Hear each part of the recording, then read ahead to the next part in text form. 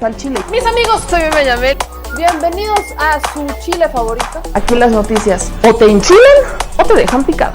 Y hablando de cosas que pasan bajo las administraciones de izquierda, encabezadas por el presidente Andrés Manuel López Obrador, pues el día de hoy en la conferencia de prensa se anunció el quinto aumento histórico.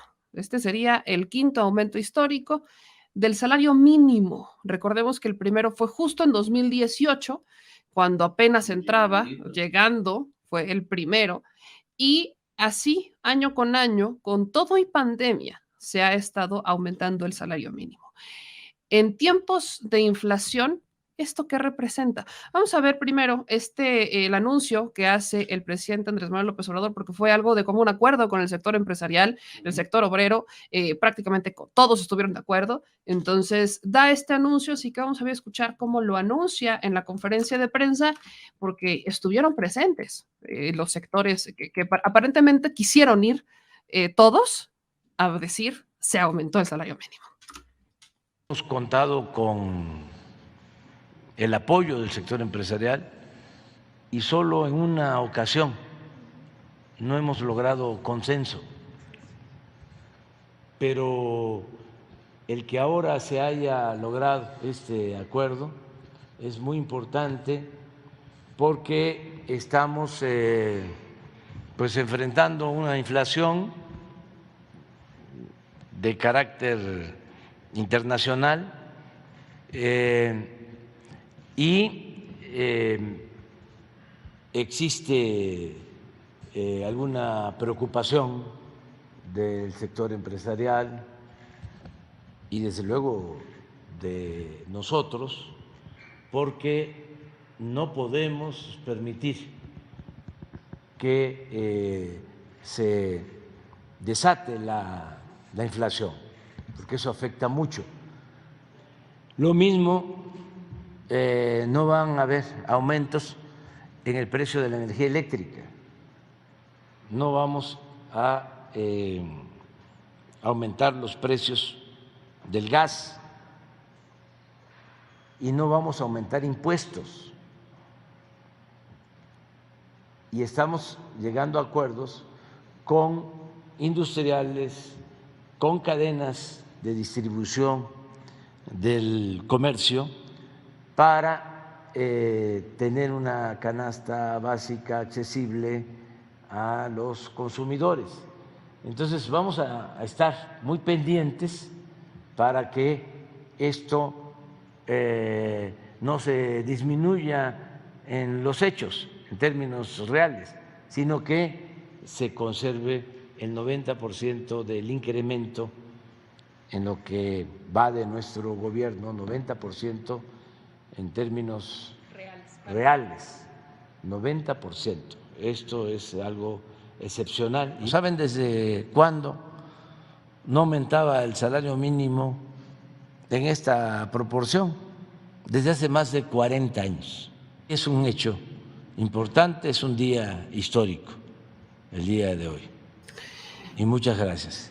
Pues ahí está lo que comparte el presidente Andrés Manuel López Obrador, y obviamente hay que hacer algunas precisiones, porque cada que hay un aumento del salario mínimo llegan una cantidad de preguntas desde el van a aumentar, qué va a aumentar, cómo va a impactar, y en tiempos de inflación, ¿esto qué va a representar? Para el bolsillo del empleado, para el bolsillo del consumidor y para el bolsillo del empresario, o sea, del patrón, porque son impactos distintos. Entonces, para entender los impactos y responder algunas preguntas que veo que están llegando por acá, le agradezco infinitamente a mi querido Mario Campo, economista, que siempre tiene una manera muy interesante de explicarlos, que lo hace muy entendible, temas que normalmente son complejos. Para aquellos que reprobamos matemáticas son peores. Entonces, mi querido Mario, ¿cómo estás? Muy buenas noches. Hola, ¿qué tal, Meme? Un gusto estar con ustedes. Buenas noches. Como siempre, un gusto tenerte por aquí, mi querido Mario. Pues otro aumento al salario mínimo. Creo que esto vale, creo que está de más decirlo, pero yo sigo, insistiré con el tema. Se siguen desmintiendo estos mitos de que incrementar el salario mínimo iba a prácticamente destruir la economía mexicana y que nos iba a dejar en quiebra y que eso no se podía hacer. Entonces, estamos ante el quinto aumento que hace, ¿qué representa? Empecemos por lo general. ¿Qué representa este quinto aumento para la economía mexicana? Bueno, empecemos por lo general. ¿Qué representa? En primer lugar, es un cambio al salario mínimo que está, digamos, regulado, que se establece de acuerdo a la ley. Hay una Comisión Nacional del Salario Mínimo, CONASAMI, que hace un trabajo también para calcular cuál es el monto que se debe ir ajustando año con año. Llega a un acuerdo con las tres partes, que son, pues, gobierno, las patronales, las empresas y los trabajadores, ¿no? ¿Qué implica esto? Pues que hay que recordar que veníamos también de un tiempo donde había muchos salarios mínimos también para distintas ciudades del país. Poco a poco se fue concentrando en distintas zonas y ahora básicamente el que importa es el de la frontera norte y del resto del país. En la frontera norte sube de 260 pesos diarios a 312 y en el resto del país a 200 pesos, 207 pesos diarios. ¿Qué quiere decir que aumente 20%? Pues que para empezar logra cubrir la inflación, va a promediar más o menos un 7-8% en 2022 y entonces el siguiente año si sube 20%, en términos reales descontamos ese 7-8% y resulta que aumenta más del 12%. En lo que va del sexenio, es decir, en estos 4 años, bueno, 2018, 9 para acá, 2019 para acá, ya ha habido un aumento en términos reales del 90%, algo que no se ha visto efectivamente en varias décadas. ¿Por qué? Generalmente, antes de la llegada del presidente López Obrador, lo que se hacía era ajustarlo más o menos de acuerdo a la inflación. Hubo años incluso que se ajustaba por debajo la inflación. ¿Qué implica esto? Que el salario mínimo va perdiendo poder adquisitivo, es decir, con esos ajustes cada vez te alcanza para menos porque están subiendo más los precios que el ajuste del salario mínimo. Y entonces llegamos a tal punto, meme, que el salario mínimo ya no nos decía nada. O sea, casi nadie ganaba el salario mínimo porque estaba tan deprimido que ya no se usaba de referencia para nada, salvo para multas en algunas ciudades, ¿no? Entonces, lo que se trató de hacer ahora a partir del 2018, y aquí es muy importante que venga de la mano de acuerdos, de consensos, que se tienen que trabajar, también se tiene que calcular qué tanto puede aumentar sin que cause demasiados problemas macroeconómicos. A partir de estos acuerdos se ha venido restableciendo, este monto ha venido subiendo de nuevo, y ya ahorita entramos a detalles más que tienen que ver con los efectos que va a producir. Pero ahora sí el salario mínimo ya empieza a cubrir parte de una canasta básica de consumo, cuando antes ni siquiera lograba eso. ¿Y qué implicaba? Pues que alguien que estaba en el mínimo estaba trabajando y no lograba cubrir una canasta básica. Ahora con esto ya empieza a cambiar, ¿no? Ahora, ya que entramos en estos detalles generales, vamos a dividirlo un poco. Empezamos con el empresario, ¿no? Con el patrón, que quizás es donde más empezamos a escuchar las quejas. Ya vi algunos comentarios en redes sociales de algunas quejas, obviamente de estos académicos, los expertos y adversarios del presidente, quejarse de este incremento, pues dicen, estamos en tiempos de inflación, esto va a representar pérdidas para las empresas, muchos negocios empiezan a cerrar, no tienen cómo pagar estos sueldos, estos salarios mínimos, etcétera. Entonces, ¿qué tanto de esto es cierto? ¿Qué debería de hacer un patrón o cómo pudieran manejar los patrones este incremento al salario mínimo sin que esto represente terminar corriendo gente o terminar cerrando el negocio? Bueno, para empezar, hay que retomar parte del debate que se ha venido presentando pues desde los 90, ¿no? Hacia atrás se creía que efectivamente al subir el salario mínimo, pues esto llevaba a una inflación y un desempleo desbordados y que podía crear grandes desequilibrios macroeconómicos, ¿no? Poco a poco este mito se fue cayendo, hubo avances en la economía a mediados de los 90, algunos investigaciones muy importantes que empezaron a tumbar este mito, que hablaban de que había cosas, para no entrar tantos detalles técnicos, había aspectos de los mercados laborales que hacían que no era tan fácil como se planteaba antes, ¿no? Que las empresas iban a competir perfectamente por la mano de obra y que entonces subir los salarios llevaba a dinámicas complicadas para los empresarios. La verdad es que se encontró que los mercados laborales son mucho más complejos de lo que se creía.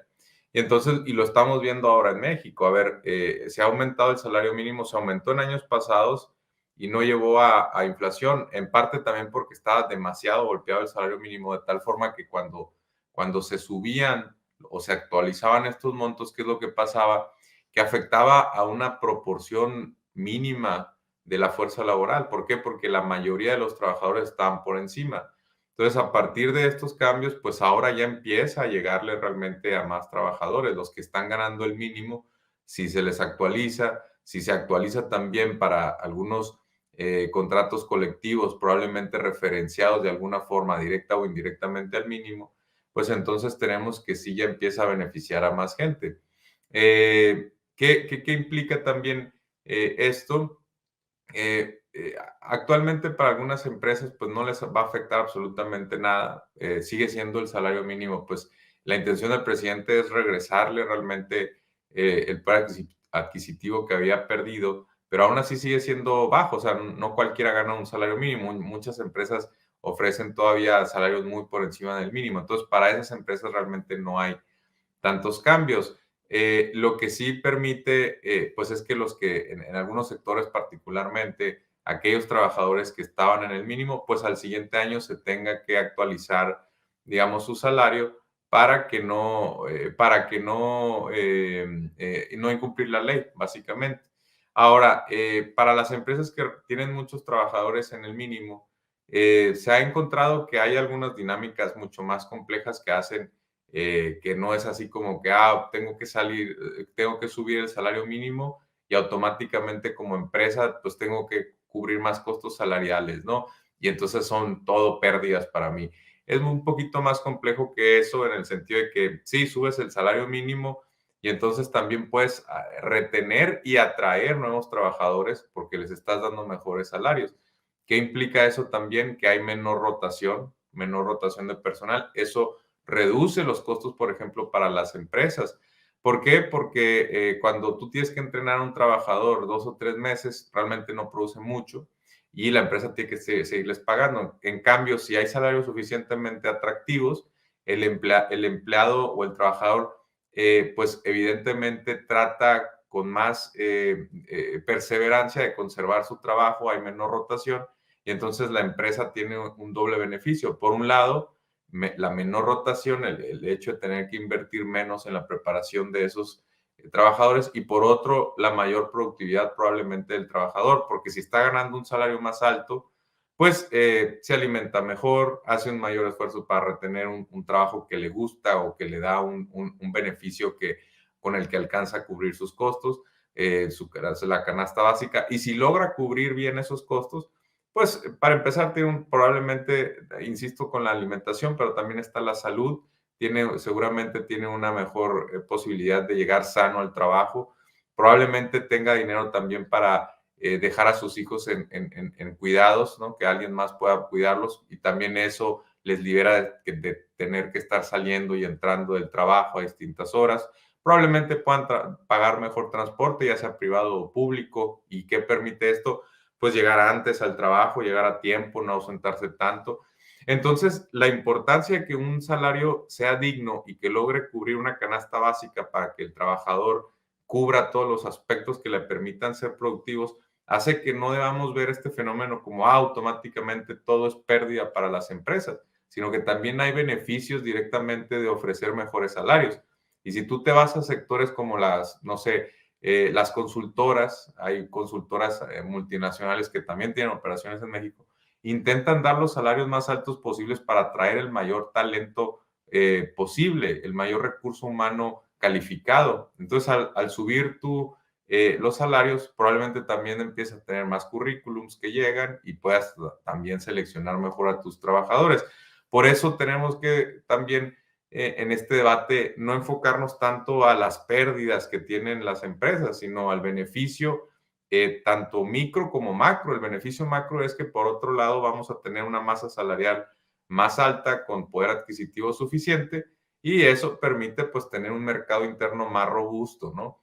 todo esto son dinámicas que pueden llevar, que pueden ir avanzando con el paso de los años si se va actualizando por encima de la inflación hasta llegar a cierto punto en que ya no necesitan estos grandes saltos que se tuvieron que dar porque el rezago era tan grande que entonces empezaron a buscar incrementos de 30, 20%.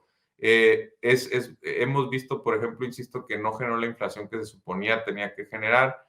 En otros países se ha confirmado lo mismo. No ha habido despidos. A ver, en los últimos 12 meses en el IMSS se generaron 900,000 trabajos y si agregamos gobierno, si agregamos o sector público y si agregamos a todas las fuentes informales de trabajo que no cotizan en Seguro Social, estamos cerca de la cifra de 2 millones de empleos generados en los últimos 12 meses, hasta el 30 de octubre que está la cifra.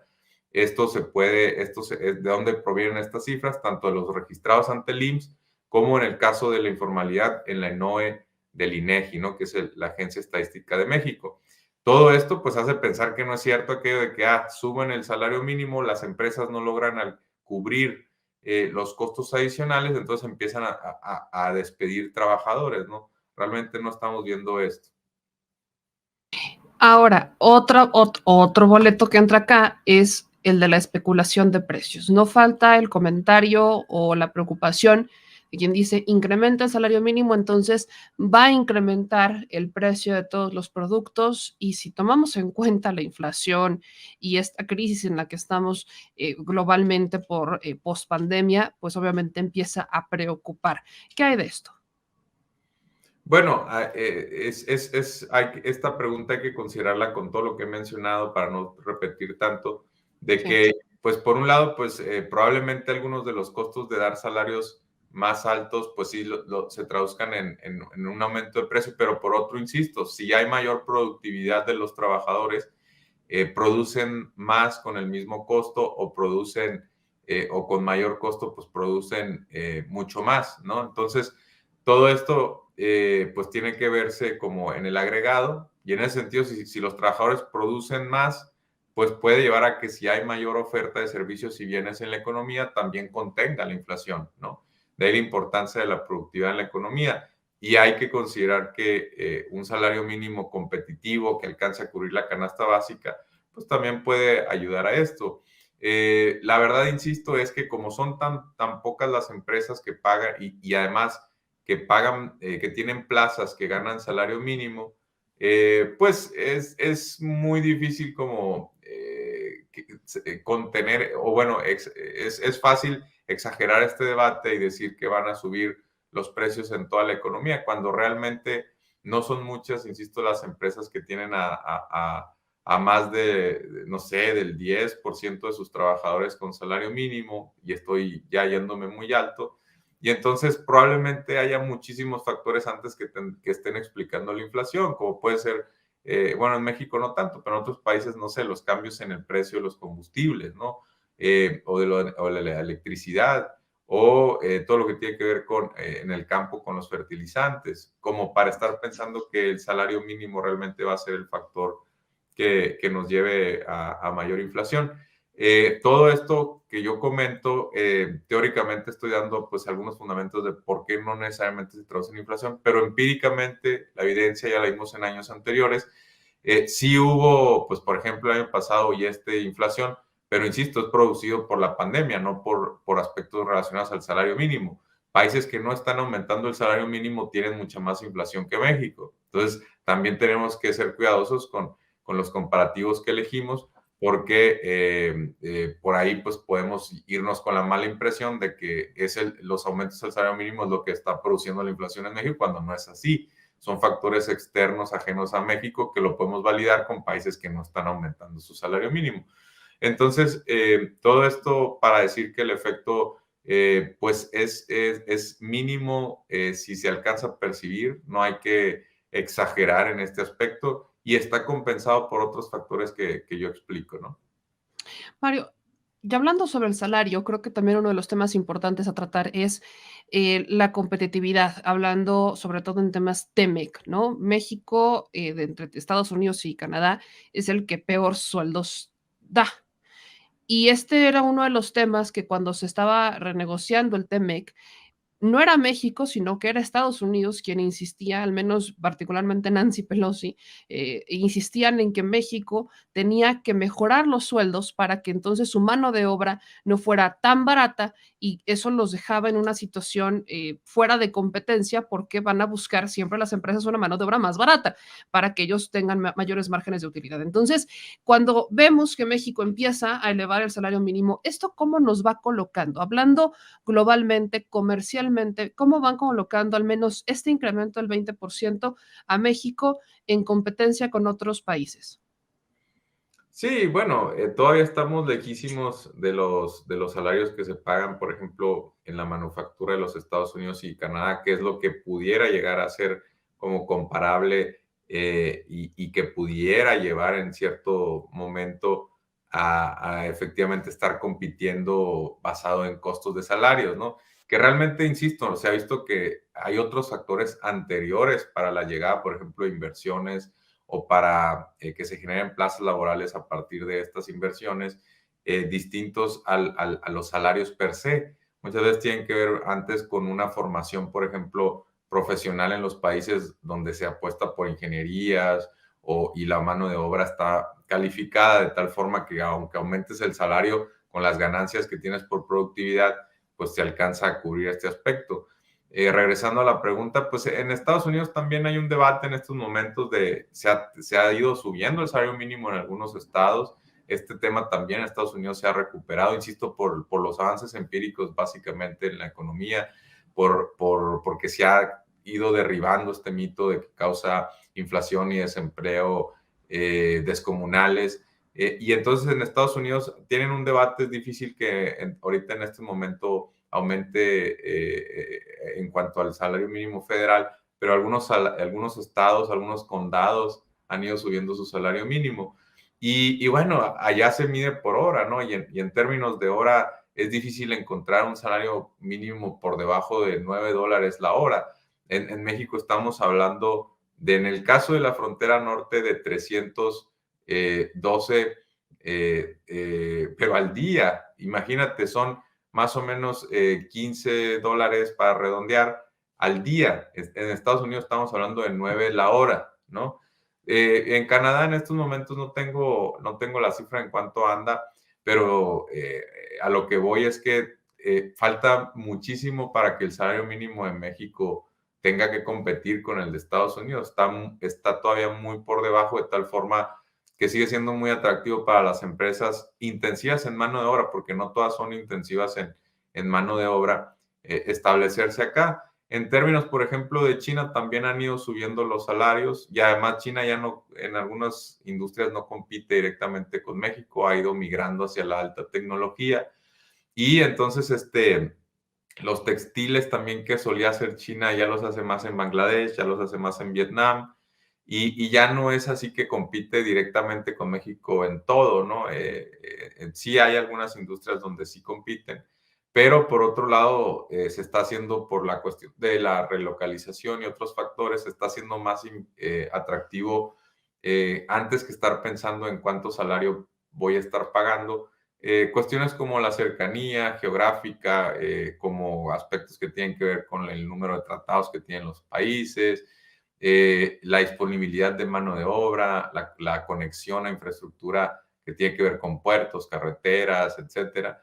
Y entonces, la verdad es que el efecto que va a tener esto en la manufactura mexicana específicamente, porque no competimos en servicios, no sé, ¿cómo va a competir en servicios, por ejemplo, alguien que corta el pelo en México contra alguien que corta el pelo en Estados Unidos? No compiten en servicios generalmente. En alguno que otro sí, pero son raros.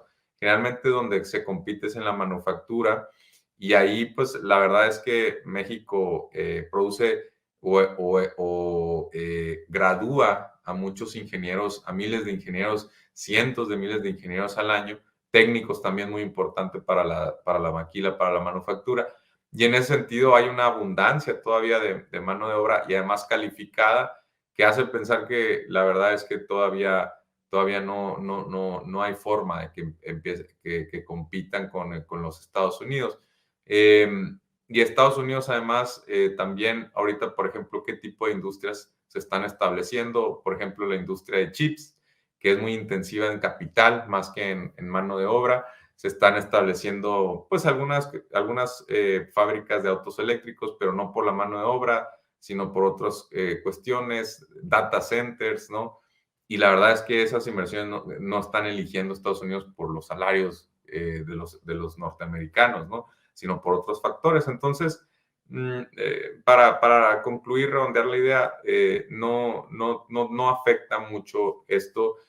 Sí, por otro lado, en cambio, crea, insisto, una masa salarial interesante, de tal forma que hay un mercado interno más fuerte y con eso se pueden demandar específicamente más bienes industriales, que es el que produce la manufactura, los que producen la manufactura, y en ese sentido que los mexicanos con un salario digno, con un buen salario, pueden acceder más a este tipo de productos, y entonces hay un proceso también de industrialización en México que no necesariamente está destinado a la exportación, sino al mercado interno, ¿no?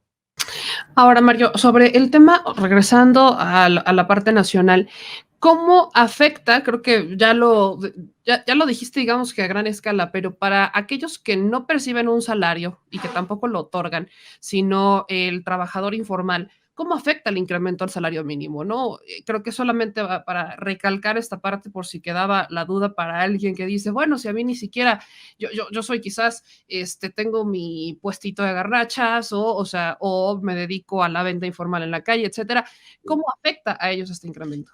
Fíjate, voy a abrir un paréntesis porque es importante mencionar que muchas veces hemos pensado la informalidad desde el lado de la empresa, ¿no? Que si las empresas no tienen los incentivos fiscales correctos o pagan demasiados impuestos, pues entonces hay mucha informalidad. Y no nos ponemos a pensar que mucha gente no pasa de la informalidad a la formalidad porque no hay salarios altos, un salario mínimo deprimido no ayuda tampoco a eso, porque no hay suficientes prestaciones, porque saben que las pensiones cuando salgan a lo mejor son precarias, porque no hay suficientes días de vacaciones o suficientes días de paternidad o maternidad. ¿Qué implica esto? Que si tú entras a la formalidad y estás perdiendo ciertos días o grados de libertad en cuanto a la toma de decisiones, pues a lo mejor resulta que tienes a un enfermo en casa, a alguien de la tercera edad, a un hijo, y entonces como sabes que tienes pocos días disponibles, pues dices, no, mejor sabes que agarro un trabajo que me manda poquitas horas,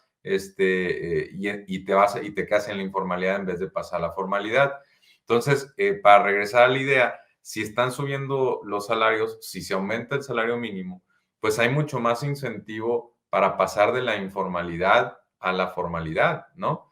Y esto pocas veces se discute. Si la regulación laboral es buena, si hubiera, por ejemplo, también un seguro de desempleo, pues yo tendría todos los incentivos para, en vez de tener un puestecito de comida que no me da nada de las prestaciones que da la formalidad, pues a lo mejor pasar hacia allá porque sé que voy a estar, en caso de que pierda el empleo, etcétera, o también estoy contribuyendo a una pensión, y eso hace pues que migren los trabajadores de la informalidad a la formalidad.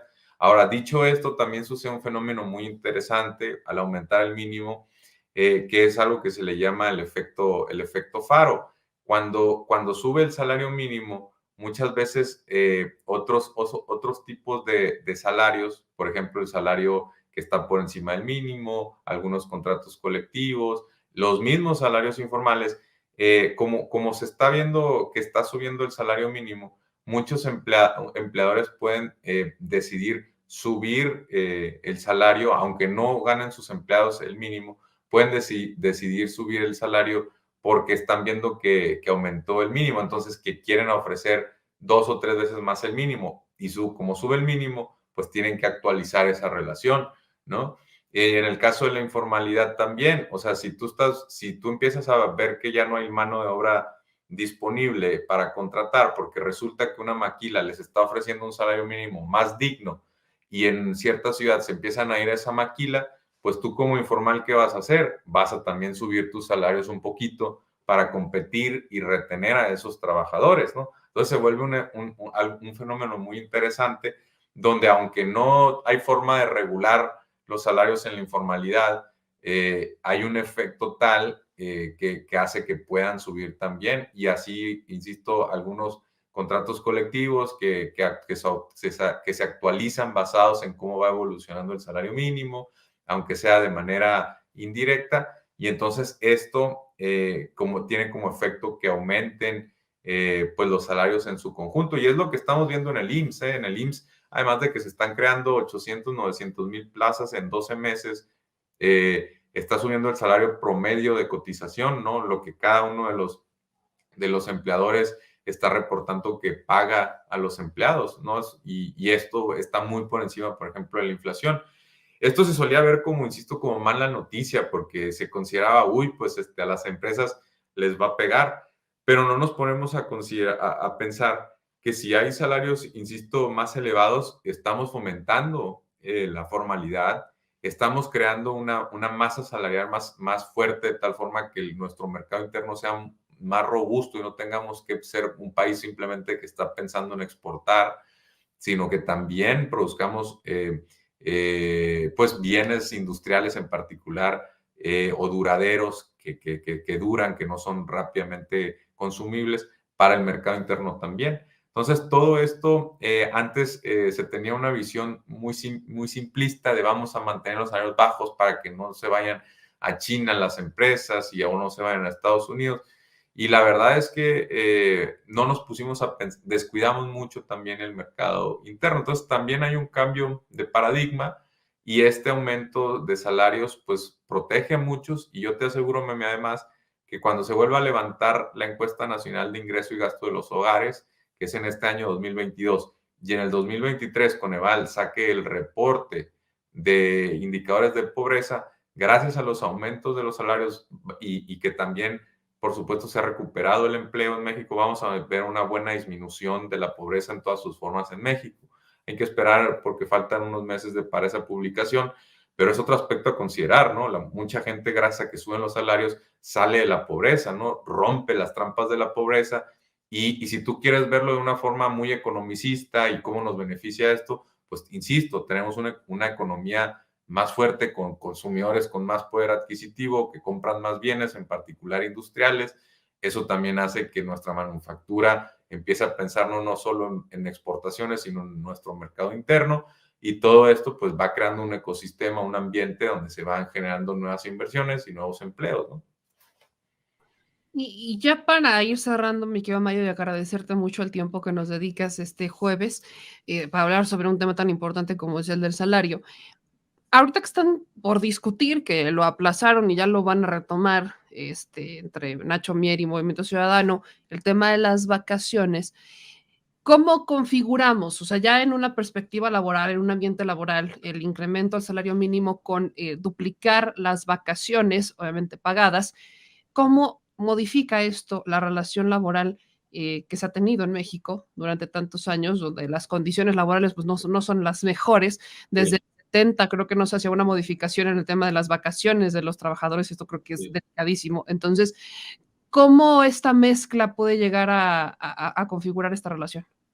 Mira, de hecho, hay formas en la economía de medir qué peso tiene, digamos, el salario de los trabajadores y qué peso tiene el capital y las utilidades de las empresas. Y en México la relación, contrario a otros países, tenía muchísimo peso la parte que tiene que ver con capital, de tan deprimidos que han estado los salarios. Luego nos llevamos con que tenemos tasas de pobreza de 40, 45% y de que no tenemos, insisto, un mercado interno fuerte. Entonces, a lo mejor sí empiezan a disminuir un poquito la parte que tiene que ver con las utilidades de las empresas, pero por otro lado también son utilidades que no se llevan al exterior las multinacionales, sino que se quedan acá, y que permite también que eso genere ciertas derramas o inversiones también aquí en el mercado doméstico. Entonces, esto es importante, lo menciono, porque veníamos mucho como país de golpear a los trabajadores.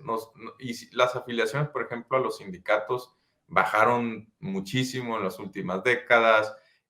Mantuvimos el salario mínimo muy golpeado. Éramos de los países en la OCDE con menos días de vacaciones, con menos días de permisos de paternidad y maternidad, con menos días festivos federales obligatorios, con menos días de ausencia. Entonces, nos vamos, y además somos de los países que más horas trabajan. Entonces, pues, ¿de qué se trata esto? Ser trabajador en México es sinónimo de estar muchísimo tiempo en el trabajo y además recibir un salario muy pobre por eso. ¿Eso a qué nos lleva? A que los trabajadores son más, tienen una salud tanto física como mental más deteriorada, que hay mayor, insisto, mayor rotación de personal, la gente está en su trabajo y no rinde lo suficiente porque está pues ya pensando en otro trabajo, porque si lo pierdo de todos modos ni me alcanza para pagar las cuentas básicas, no me capacito en el trabajo porque ¿para qué? Si pagan salarios bajos. Fíjate, entonces, cómo se empieza a generar este ambiente donde los trabajadores no están contentos, y si no están contentos, si no están metidos en su trabajo, si no se quieren quedar ahí mucho tiempo, no invierten en ellos mismos, la empresa tampoco invierte en ellos, no hay, digamos, un conocimiento que se vaya desarrollando, y entonces pues las empresas básicamente se convierten en un centro donde los trabajadores pues están ahí más o menos haciendo cosas, pero como saben que no ganan mucho y no se van a quedar ahí, pues no rinden lo suficiente, están esperando ya para irse de su jornada laboral. Y todo esto se traduce en menos productividad, insisto. Si tuviéramos trabajadores bien alimentados, si tuviéramos trabajadores felices, si tuviéramos trabajadores que llegan que viven más cerca de su trabajo o llegan más rápido porque tienen buen transporte público, también son más productivos porque imagínate, menos tiempo navegando toda la ciudad para llegar al centro de trabajo, menos ausentismo. Todo esto lleva a que tengamos trabajadores que a lo mejor se reducen incluso las horas de trabajo, porque si se reducen las horas de trabajo, porque, por ejemplo, si están subiendo los salarios y tengo que pagar un poquito menos, se reducen incluso las horas de trabajo, pero por otro lado tengo empleados que van a rendir más en cada hora que estén ahí en el trabajo, ¿no? O que van a salir menos, o se van a ausentar menos para salir a comer, por ejemplo. Y eso lo vamos ganando como país en mayor productividad, insisto. Y volvemos ya para concretamente responder a esto. Si hay más días de vacaciones, que pasaríamos, la verdad, de 6 a 12, tampoco ha sido un gran salto, pero ya empezamos a competir en la OCDE, porque ahorita estamos en penúltimo o en último lugar, pues tendríamos, insisto, trabajadores que pudieran tomarse ciertos días, sobre todo a partir del primer año, y escalonadamente ir subiendo su número de días conforme tengan más antigüedad. Y eso pues lo dedican pues para descansar, para despejarse un poco, y eso hace que puedan aguantar más tiempo las jornadas laborales, pero también el año laboral, que lo desarrollen de mejor forma. Y esto, insisto, tiene el efecto, no hay que verlo como una pérdida para las empresas, hay que verlo como una ganancia para los trabajadores, y trabajadores en mejor situación lleva a mejor productividad de las empresas, y empresas con mayor productividad pues tienen por supuesto más utilidades, y además nos quedamos con que el trabajador se está desarrollando más en la empresa, está ganando conocimiento, está ganando experiencia, hay mayor estabilidad, y todo esto pues nos va llevando también a que haya salarios más altos, y no nomás porque dijimos queremos salarios más altos, sino porque está justificando con mayor productividad, y esto nos lleva a que como en el agregado tengamos pues salarios más altos y un poder adquisitivo más alto como país. Pero hay que salir del paradigma anterior que nos decía págale lo menos posible, exprímelo, tenlo ahí, y pues ve la manera pues de vender algún bien barato que produzcan estas personas que más o menos trabajan ahí, y ya con eso, y así pensando todos, pues resulta que desarrollamos algunos de los problemas que tenemos como país, ¿no? Falta de salud de los trabajadores, etcétera, etcétera, baja productividad, ¿no? Entonces, claro, por eso es importante soltar el paradigma anterior, ¿no? Vámonos con 5 preguntas muy rápidas, mi querido Mario.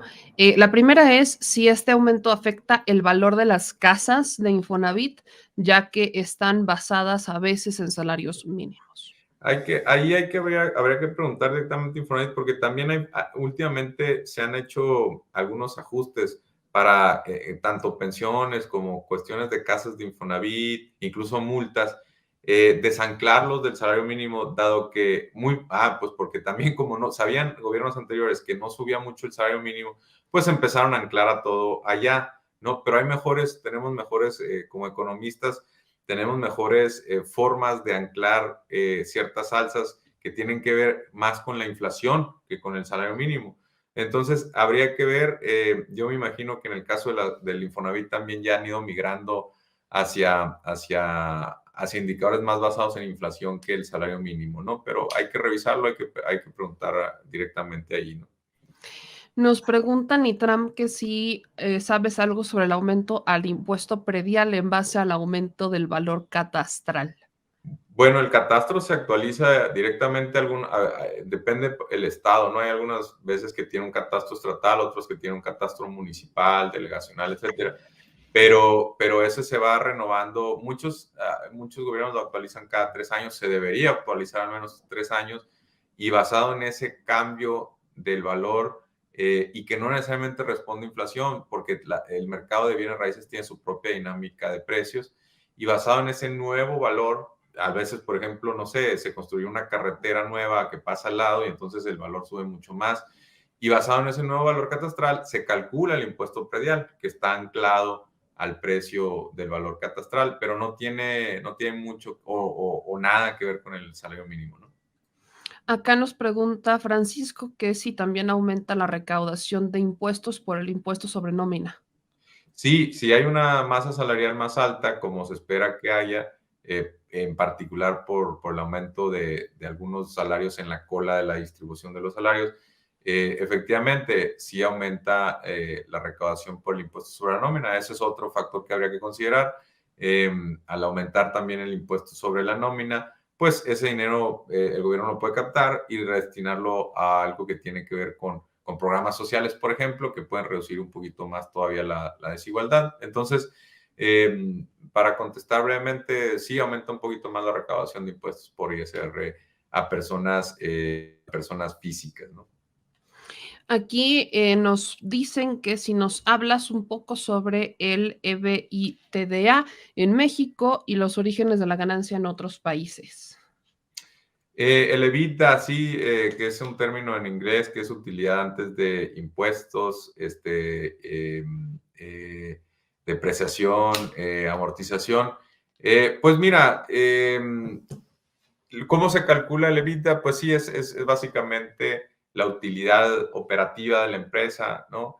Y si tienes que pagar, insisto, un poquito más de salarios, probablemente los márgenes de ganancia se disminuyan. Pero volvemos a lo que he venido explicando para quienes sintonizaron desde el principio. Dado que son pocos todavía las personas en las empresas que ganan el mínimo, pues la verdad es que no está muy afectada esa parte salarial en cada una de las empresas. Y si a eso sumamos con que hay otras dinámicas que incluso si pagaran más salarios, pero se gana en cuestiones como ganancias de productividad o menor rotación de personal, pues tendríamos que incluso podría hasta aumentar el margen de ganancia. Digo, habría que ver, sobre todo, tener salarios altos lleva efectos que no necesariamente se van a traducir inmediatamente o en cuestión de un año, sino en más, o en un periodo un poquito más largo de tiempo. Y entonces, pues hay que esperar. Ahora, si los empresarios, esto es algo que no hemos mencionado, si los empresarios también llegaron a este acuerdo, en parte es por un lado, porque saben que el salario mínimo estaba muy deprimido y todavía no les llega, digamos, a muchas empresas este cambio.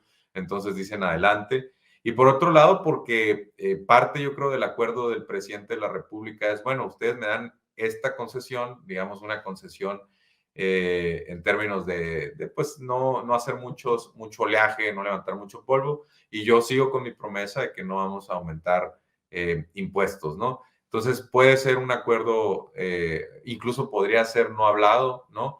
Pero con tal de, por ejemplo, o en el caso de la inflación, con tal de que ustedes no generen un ruido innecesario, que es lo de la inflación, por los factores que ya hemos comentado, pues saben que las tarifas de gobierno, todo lo que tiene que ver con carreteras, combustibles, electricidad, va a seguir igual o va a aumentar de tal forma que no haya un cambio en términos reales.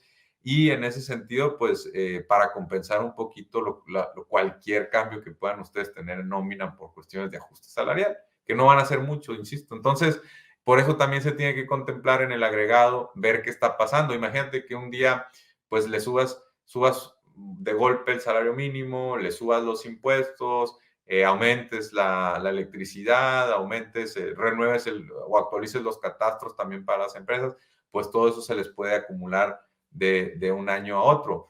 Y quizás se tendría que hacer en algún momento, pero hay que hacerlo en un año bueno y ahorita la economía mundial quizá no está bien. Entonces, a partir de estas concesiones, acuerdos que se puedan dar, el efecto no es mucho en los márgenes de ganancia de las empresas, que además en México la verdad es que es generoso.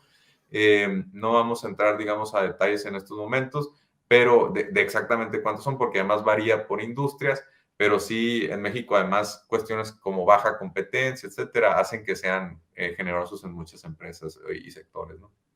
Y ya la última, mi querido Mario, es si a una persona no le aumentan el salario mínimo, puede denunciar, ¿en dónde puede denunciar? ¿No? Aquí nos ponen un caso de una persona que lleva 10 años trabajando en la Policía Auxiliar del Estado de México, la famosa CUSAEM, y que no le han aumentado en 10 años. Sí puede denunciar, hay inspectores laborales, volvemos a la Secretaría del Trabajo, hay que recordar que CONASAMI está, por cierto, voy a abrir un paréntesis, el director o el secretario de CONASAMI, secretario técnico de CONASAMI, si recuerdo bien, ese es el máximo en CONASAMI, que es la Comisión Nacional del Salario Mínimo, es un sonorense, un hermosillense de nombre Luis Munguía, que ha hecho muy buen trabajo, porque cómo se llega a determinar que este año fue 15, 12, 20, 3, se hacen cálculos para ver, ok, cuánto eso, en qué rango de aumento no nos llevaría a muchas afectaciones, de tal forma que haya empresas que una parte muy considerable que pagaban salario mínimo, pues vayan a ver los costos incrementarse de un día a otro. Toda esa parte también tiene para quien dice incluso que el presidente López Obrador no toma decisiones basadas en evidencia, no saben los cálculos que hay detrás de estos rangos de aumento al salario mínimo. Y ahí el reconocimiento específicamente a la CONASAMI y a Luis Munguía. Pero en términos de la vigilancia de que las empresas estén cumpliendo sus obligaciones laborales, eso corresponde a la Secretaría del Trabajo, que tiene inspectores, y pues hay que hacer, en caso de que haya algún tipo ojo, hay operaciones, hay empresas que hacen cascarones, que subcontratan a través de terceros y ya iban disfrazando y no pagan el salario mínimo, y también hay que considerar que muchos trabajadores no pagan, no trabajan jornadas completas, también a veces se agarran de eso para pagarles cualquier cosa. Entonces, sí es importante denunciarlo, ¿no? Denunciarlo a la Secretaría del Trabajo para que puedan hacer inspecciones, y en caso, pues, de que no se cumplan con ellas, pues hay sanciones y son importantes, ¿no? Pues ahí está, mi querida Mario, yo te agradezco infinitamente que estuvieras con nosotros el día de hoy para responder estas preguntas y dejar claro, sobre todo desmentir algunos mitos que todavía hay sobre el salario mínimo. ¡Hola! Hija de tu madre. ¿Qué pasó, señor productor? ¿Por qué huyes de la cámara? No. ¿Por qué huyes? ¿Saluda a los fans? ¿Es nuestro video de cierre? ¿Saluda a los fans? Ah, le quiere presumir brazos, señor productor. Sí, mira nomás. Mira, échate, pero bueno, ponlo así, mira, ponlo así. Que se vea la lonja. No, la lonja. Pura galleta, pura galleta. El señor productor, no, hombre, ya, para tus pesares, hazte para allá. En vez de que vayan a compartir el video, le van a poner dislike. ¿Qué pasó? ¿Qué pasó? Pues bueno, si les gustó este video, no se les olvide dejar su like, suscribirse y activar la campanita. Manitas, suelta las manitas. Suscríbete. Y si te gustó el video, suscríbete y compártelo, porque hay que descivilizar a la nación, ¿verdad? Al chile. Adiós. Discúlpenlo, tiene déficit de atención. Nos vemos.